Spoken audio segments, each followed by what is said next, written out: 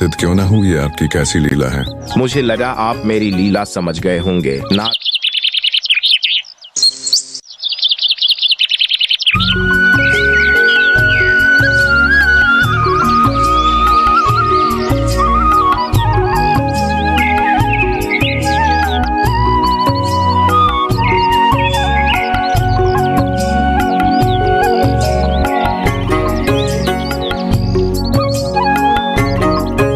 बहुत समय पहले की बात है।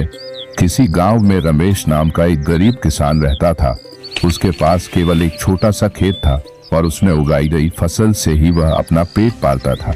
रमेश की पत्नी सरला भी उसकी मदद करती थी।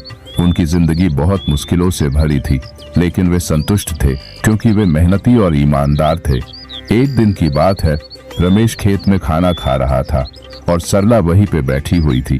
तभी उनकी पड़ोसी उन दोनों को सुनाकर अपने पति से बोलती है, आपको मैंने कितनी बार मना किया है इस रास्ते से मत जाया कीजिए, लेकिन आप तो अपने मन के हैं, मेरी बात कभी सुनते ही नहीं है। आज आप घर चलिए, तब मैं आपको बतलाती हूँ। सुनो ना भाग्यवान, मैंने आखिर कर क्या दिया है जो तुम मुझे घर जाकर बतलाओगी? क्या किया है आपको नहीं पता है? इनकी शादी की 11 साल हो गई है, लेकिन अब तक इन्हें कोई औलाद नहीं हुई है।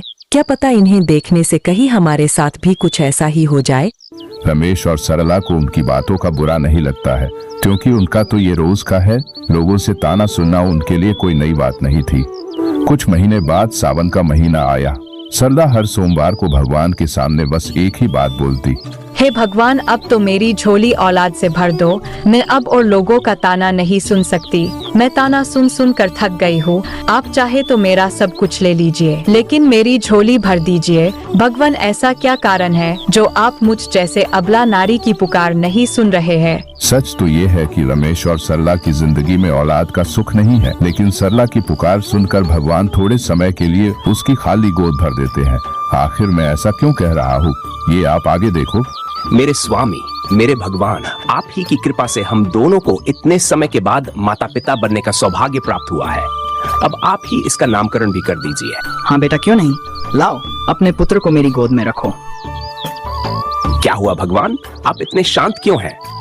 बेटा, बहुत चिंता की बात है, लेकिन मुझे समझ में नहीं आ रहा है कि मैं आखिर तुम्हें ये बात बताऊं कैसे। आखिर बात क्या है, बोलिए ना भगवान। आपकी बातें सुनकर अब हम डर गए हैं, अब कहने में विलंब करें। बेटा, जब तुम्हारे इस पुत्र की आयु 10 वर्ष हो जाएगी, तब उसकी मृत्यु तेरे ही हाथों होगी। हमने अपने पिछले जन्म में ऐसा क्या पाप किया है जो हमें इतनी बड़ी सजा मिल रही है भगवान? लेकिन मैं अपने ही पुत्र को आखिर क्यों मारूंगा?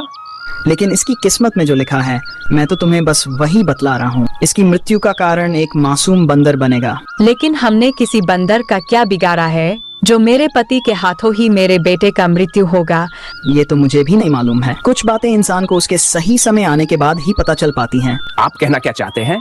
इतनी परिश्रम के बाद हमें पुत्र की प्राप्ति हुई है। मैं जो कहना चाहता हूँ वो तो तुम अभी नहीं समझोगे। तुम अपने बेटे के मोह के डर से कोई गलत कदम मत उठा लेना। इस धरती पर जितना सांस लेने का अधिकार तुम्हारा है, उतना ही उनका भी है। कभी उनसे उनका अधिकार मत छीनना। इतना कहकर स्वामी वहाँ से चले जाते हैं। उसके बाद रमेश अपनी पत्नी को बोलता है, अरे भाग्यवान, तुम चिंता क्यों करती हो? हमारे पुत्र को कुछ नहीं होगा। गुरुजी ने कहा है हमारे पुत्र की मृत्यु का कारण एक बंदर बनेगा। आप गुरुजी की बात नहीं सुने हैं, जो बिना ज्ञान वाली बातें बोल रहे हैं। गुरुजी साफ साफ बोले हैं हमारे पुत्र की मृत्यु का कारण एक बंदर बनेगा, और इससे भी बड़ी बात यह है कि वो सब कुछ आपके हाथों होगा। इतना सब होने के बाद मैं चिंता कैसे ना करूं, बतलाइए। अगर मैं इस गांव के सारे बंदरों को मार दूंगा तो हमारे पुत्र की जान बच जाएगी। आप बिल्कुल ठीक कह रहे हैं। अगर गांव में बंदर ही नहीं होगा तो हमारे बेटे के मृत्यु का कोई सवाल ही पैदा नहीं होता।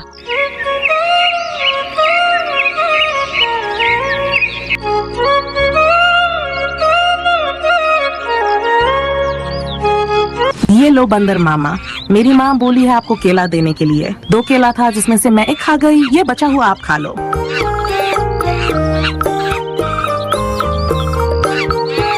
मेरे बेटे के मृत्यु का कारण बनोगे तुम। अब बनकर दिखलाओ, मैं एक एक करके सबको मार दूंगा।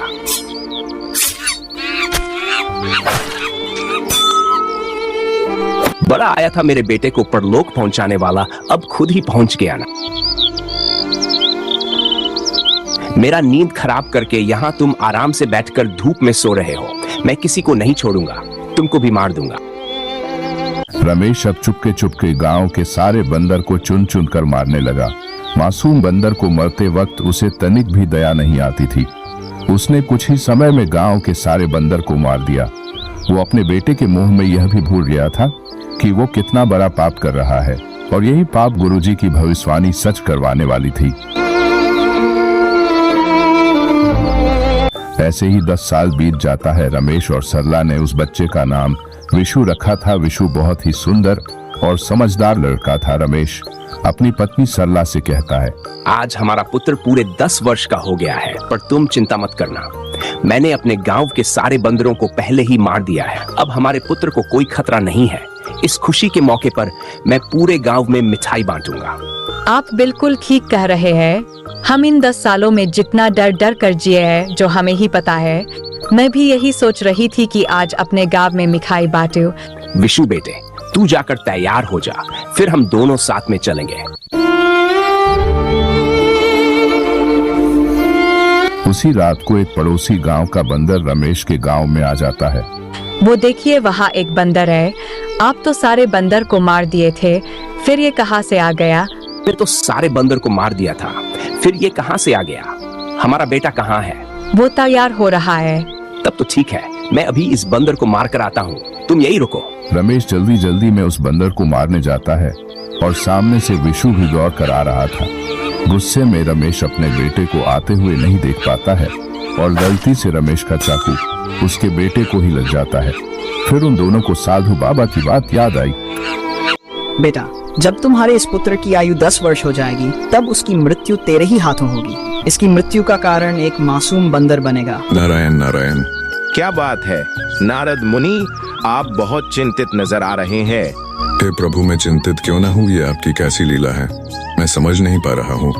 आपने उन दोनों को संतान का सुख देकर फिर से उनसे उनका सुख को वापस क्यों ले लिए?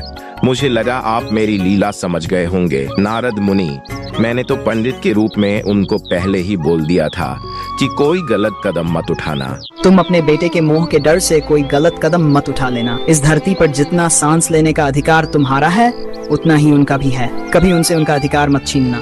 तो वो पंडित के रूप में आप थे। प्रभु, मेरे महादेव, आपकी लीला को कोई नहीं समझ सकता। नारायण नारायण।